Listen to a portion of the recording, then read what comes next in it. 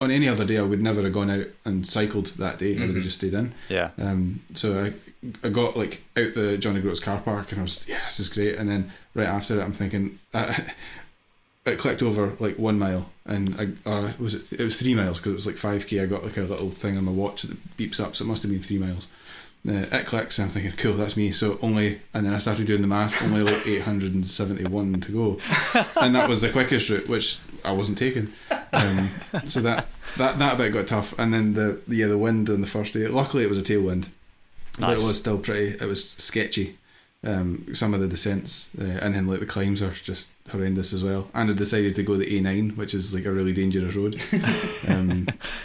So that was tough. But once I did the first day, it was like a long cycle. It was 106 miles. So it was probably, that was my longest cycle I'd done, and I knew that tomorrow I've got like 120 to go. Yeah.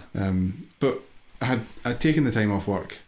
I just had like one job to do, so I just got on the bike, take it easy. Doesn't really matter. I've got no time restraints, so just take it as slow as I want. And the quicker I go, the faster I get there, and the sooner I stop. So yeah. I was definitely glad I did it. And at no point I thought I want to stop. I just carried on. Where does it fit on the scale of just the hardest thing you've ever done? Is it the hardest thing, or are there other, like, I'm talking like physical activities? Physical see, physically, I was around 110 miles a day, which isn't that bad. When you take the whole day to do it, you've got like 12 hours ish to do it. It was never terrible. It was tough when the weather's crap and all that, but yeah. No, it wasn't terrible. I've done a few like longer runs as well, and that's like crammed into like a shorter period of time. Yeah, I'm not as keen on that. I'd rather do a longer cycle. Sure. Well, now let's just clarify what you mean by a longer run, because I saw your Strava update. I don't know, a week or two before you went. I'm pretty sure. A couple of weeks, yeah. Pretty sure you just ran a marathon, didn't you? I did a marathon. Just a quick marathon as a warm up. Well, so it was part of like a charity fundraising thing. So I'd said the whole company that I work for, we were doing loads of little events. So the main event sort of was my cycle, and then before that we were doing a few different things. So I said I'll run 100k in 2 weeks, or in 10 days. So it's 10k a day. And I wasn't going to run 10k every single day, because that would have injured me. So I decided to do like 10k, 4 miles or whatever it was, and then on that weekend I took the day off. It was a nice sunny day, and I'll run to North Berwick from Edinburgh, which is 26 point whatever miles. So Gab helped me. She was off that day as well, which was good. So she sort of went on like pit stops, handed me some energy gels and things like that, and we did a marathon. But she's done marathons before. She's trying to do the big 6, and I think she was scared that I was going to beat her, because her best time's like 3:47. And I got under 4 hours, which I was shocked that I did, because I've not really trained for it. I was really pleased I did, but I'm definitely, after doing that I want to do like one that there's people at, and there's like well, you get like a medal and stuff. So it's been worth. I feel doing. like the vast majority of the human race only do marathons when they're at least getting a medal or some sort of, I don't know, like one of those like metal sheets they put around you, so they like you need at least one of those. Foil blanket. Next time. Yeah, next time. Right, man, insane. And Gab is your missus, isn't she? Yeah, sweet. Fantastic. Oh, mate. Well, you get a proverbial Blokes medal for that, for sure. 100%. Yeah. We'll find one in the drawer. Yeah, definitely. I can't believe you've done John O'Groats to Land's End, and then you just dropped in that you did a quick marathon just before, just to stretch the old muscles. Incredible. Yeah, well done, man. That's absolutely nuts. You've got 100%. A pretty sweet bike as well, haven't you? I got a Bianchi. Yeah, that was the John O'Groats cycle was the excuse to buy that. I've got a Pinarello as well but I got that second hand. It was only like £400. Oh wow! And that was my first road bike. It's a great bike. It's like carbon. It's really light. But I've always had my eye on the Bianchi. I just always wanted one of them. Yeah. So as soon as I decided that I'm going to do this, I bought it before I really registered how much money it was. And it left the account, and I panicked after I bought it, thinking, should I have done that? I could have just done it on my own bike. Would have saved myself a few £1,000s. Yeah. But it's done now. That'll be my bike forever, unless. Yeah. Oh mate, that's I'm not convinced by that whatsoever. Too much like my dad. Amazing. Yeah. I can see that in you. Okay, so I've got to ask the question. We're talking about cycling, and whenever we talk about this, I have to just broach the subject of Lycra. Now, I don't have an issue with you wearing Lycra. Like, you've earned the the honour of wearing it, and it being like, yeah, he needs it. You're riding 110 miles a day for 9 days in a row. You're literally circumnavigating the country. Now, what is your opinion on the average Joe wearing Lycra? Blokes like me. The blokes, blokes like him, basically. Yeah. It has its benefits. It depends on what type of cycling you're doing. Obviously, like, mountain bikers don't wear Lycra. If you're on the road and you want to go fast, then you wear Lycra. It's what you do. It would look daft going out in a pair of jeans. Yeah, definitely. Well, It's not okay, like a stretch. there's a middle ground between jeans, though, isn't there? There's just like workout gear. Yeah. I understand to be fair, the shorts, I've come around. Adam's convinced me on the shorts because they have padding in, right? Yeah. So I that's cool. You're sitting on a thing for, even if you're only doing 50 miles, even if that's still quite a lot, but that, sure, you're sitting down, but the rest of it doesn't need to be there. I equate it to me turning up to a Sunday league wearing a full Chelsea kit with my surname on the back, New Predators. Yeah. You know what I mean? That's how I equate it in my head. No one's going to do that. I'd do that. You would do it. I know you would. Mate, I used to have football shirts with my name on the back every season. The amount of Man United shirts I bought with my name on the back. Well, I don't mind the shirt with your name on the back. It's as long as you don't have the matching shorts, socks, Yeah. everything. Yeah. Captain's armband. Like, you don't need it.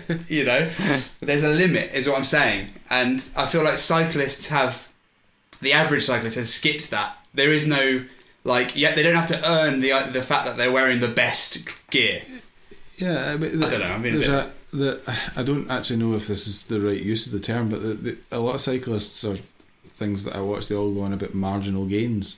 Sure. So it's very aero, and I understand, like, if there's an oversized person that's trying to fit in a Lycra, they're not going to be very aero, to start with. But as soon as you put a baggy t-shirt on, they're a lot less aero. So if it's, I think skin tight's good for cycling.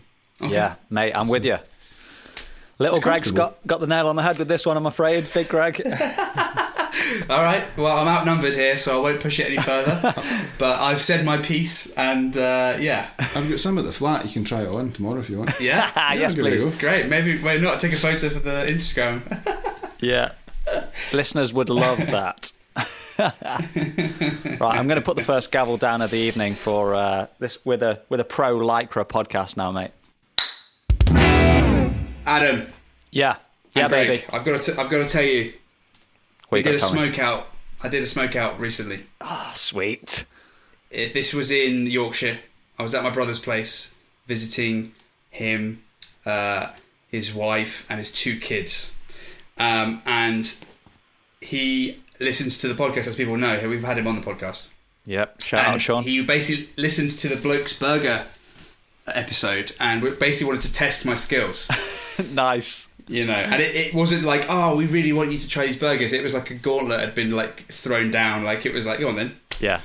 Show us, give us your best shot, basically. Oh, you think you're hard enough, do you? Yeah. And man, it was good. It was an entire day of cooking. So we smoked a rack of ribs. We so we smoked a rack of ribs. We had stuffed pork chops. We had my burgers. We had this Mexican street corn that I make. We had veggie burgers. for the missus. Yeah, no one's perfect. And then we had, what else do we have? That's it. They're all the main hits. And dude, it was so good getting on the barbecue. It's been so long because I just haven't touched it for a year because I've not had anyone round. Yeah. And it's just, it's just no point if it's just for one person, So it was such a blast, and they were great. Everything turned out really, really good. Oh, mate. Sounds absolutely incredible. Incredible, man. I'm like, I'm getting hungry just thinking about it. That's insane. So what I want to know is, in terms of the burgers, did you do the Greg burger or did you do the Blokes burger? I tried to make it as close to the Greg burger as possible. Okay, cool. Now, so this, although I did add cheese, which I feel like I messed up on the episode. I forgot to put cheese on my burger, which is a pretty major mess up. But so I put cheese on it this time. Okay. But yeah, other than that, it was a Greg burger. Nice. Nice. In classic Blokes podcast fashion, 0 pictures were taken. Yeah. No evidence exists on the planet of this happening, but you will just have to take my word for it, and and we'll go with that. But it was good stuff. But my brother, man, he's up in his game. So Really? He's had a new kid. Yeah, he's got a 4-week-old baby who's keeping him up. And what he does, he just watches barbecue YouTube videos whilst keeping his baby happy, basically. And so he's up in his game. He did these amazing stuffed pork chops with this sage and onion and apple stuffing. Holy moly, that sounds amazing. Man. How do you stuff a pork chop? Yeah. Great question. So you just try and get the thickest. You go to a butcher, ideally, get a really thick pork chop, and you slice it down. Where you've got the fat cap on the top of a pork chop, you slice it the opposite side of that. So you're just going into the meat, and you get as close to the fat as you can, but you obviously don't go the whole way through. So you've got this pocket now within the pork chop, and Sweet. it's sort of as soon as you put any heat on it, it sort of shrivels, so it closes that hole up basically, so it doesn't all fall out. And you put a relatively dry stuffing in there, so it doesn't leak out basically. And yeah, it was amazing. What a revelation! Oh, dude, sounds great. Yeah. But he's researched he had special charcoal. All of his charcoal was ash trees. Wow. He managed to find a company that sells you charcoal and by the specific tree. He had cherry wood to be smoked, which I'd never used, and neither had he, but it would work really well. And this is all on an old beaten up Weber, but that's all you need, man. Yeah. That's all you need. It was fantastic. Wow, he really is your brother, researching that sort of stuff, watching YouTube videos. Well into the night. Yeah, awesome. Yeah, the apple hasn't fallen far. But nice. Greg, you are into similar food stuffs, I think, to me. I think we not only do we share a name. I enjoy meat. We share a love for meat. We'll say that. We're saying it proudly. But very American/Mexican is the gauge I get from you with your cooking. Or you went through maybe a phase of that. I don't know. Is that still where you're at? Yeah, I like burger. I put jam on burgers. You're a jam fiend. That's what you are. Like strawberry jam. Oh, not like a chutney, like a. No, strawberry jam. Wow. Cheap Tesco strawberry jam. Wow. It's great. Is that a vibe? And cheese, you have to have cheese on it. Yeah, of course. So the thing, I was is it like Pit Masters or something? It was on Netflix and it was like a competition, and it was amazing. But every day I'd watch half an episode because it's an hour long. Mm-hmm. So for my lunch, I'd go through to the kitchen, put it on, and I'd be sitting eating toast with ham on it, or a lemon curd sandwich or something like that, and a protein shake, and I'm watching these guys make whole pigs that just you can see the juice coming off it, and it just looks unbelievable, and I'm sitting there quite depressed with my first attempt at poached eggs, which in a cup, which didn't go well. Just sort of rock solid golf balls. Nice. Yeah, but so I'm not very good at the cooking side of it. I'm good at the dry rubs and stuff on ribs. I'll enjoy that part. That's a good part, the eating part. But I can do a decent dry rub. Okay. I make gumbo. Yes, gumbo's one of my specialties. I've heard some stories about your cooking, like fajitas. I do good fajitas. Yeah. Gumbo. Yeah. Again, this very Tex-Mex, American, Mexican stuff. Yeah. Again, dry rubbed ribs. So I've heard that. Is that your sort of favourite food? But if you were to eat anything, sure. Okay. Yeah, I like Italian food as well, but that's It's easy as well, isn't it? Mm-hmm. It's because it's like low and slow. Yeah.